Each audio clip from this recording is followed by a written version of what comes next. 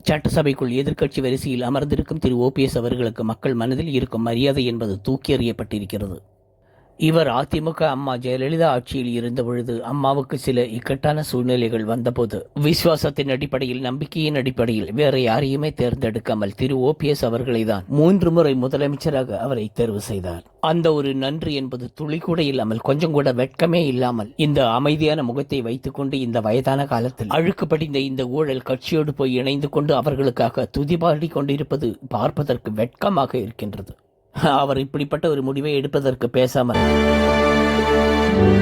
அம்மா ஜெயலலிதா அவர்களின் மரணத்துக்கு பிறகு முதலமைச்சர் நாற்காலியில் இருந்து உங்களை கீழே இறக்கிவிட்ட அந்த சசிகலா அம்மையாரிடம் அன்று மக்கள் கோபப்பட்டார்கள். அந்த இக்கட்டான சூழ்நிலையில் நான் கூட உங்கள் மீது அனுதாபப்பட்டவன் தான். உங்கள் மீது நல்ல மரியாதையை வைத்திருந்தார்கள், உங்கள் மீது மக்கள் நல்ல அன்பை வைத்திருந்தார்கள்.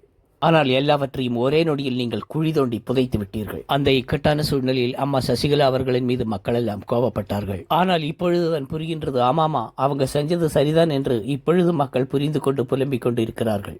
இதில் மிகப்பெரிய வெட்கக்கேடு என்னவென்றால், உங்கள் பாக்கெட்டில் அந்த எதிர்க்கட்சி தலைவர்களின் போட்டோவை வைத்துக் கொண்டு அலைவதுதான். திரு செங்கோட்டையன் அவர்கள் தாவேக்காவில் வந்து இணைந்திருக்கிறார். ஆனால் அவருடைய பாக்கெட்டில் இருந்து அம்மாவுடைய போட்டோ இன்னும் மாற்றவே இல்லை. இதை பற்றி சட்டசபையில் கேள்வி கேட்டபோது, பாக்கெட்டில் போட்டோவை வைத்துக் கொண்டு ஏமாற்றுபவன் நான் அல்ல என்று ஓபிஎஸ் அவர்கள் பதிலடி கொடுத்துள்ளார். பாக்கெட்டில் போட்டோவை வைத்துக் கொண்டு ஏமாற்றுபவர் என்றால் நீங்களும் எதிர்க்கட்சி தலைவர்களின் போட்டோவை தானே பாக்கெட்டில் வைத்துக் கொண்டிருக்கிறீர்கள். அப்போது நீங்கள் அந்த கட்சி தலைவர்களை எல்லாம் ஏமாற்றிக் கொண்டிருக்கிறீர்களா? செங்கோட்டையன் அவர்கள் இப்படிப்பட்ட ஒரு பதிலடியை கொடுத்திருந்தால் ஓபிஎஸ் அவர்களுக்கு ஒரு சரியான செருப்படியாகத்தான் இருந்திருக்கும். ஆனால் செங்கோட்டையன் அவர்கள் ஏதோ ஒரு பதிலை கூறிவிட்டு அன்று அவர் அமர்ந்து விட்டார். ஆனால் அந்த இடத்தில் கல்வித்துறை அமைச்சர் ராஜ்மோகன் எழுந்து ஓபிஎஸ் அவர்களுக்கு ஒரு சரியான பதிலடியை கொடுத்தார். உங்களின் இடம் மட்டும் மாறவில்லை, உங்களின் இதயமும் மாறி இருக்கின்றது என்று ஒரு சரியான செருப்படியை தான் கொடுத்தார். போன தடவை பணம் கொடுத்து கொண்டு மக்களை ஏமாற்றிக் கொண்டு ஜெயித்து நீங்கள் சட்டசபைக்குள் வந்தீர்கள்.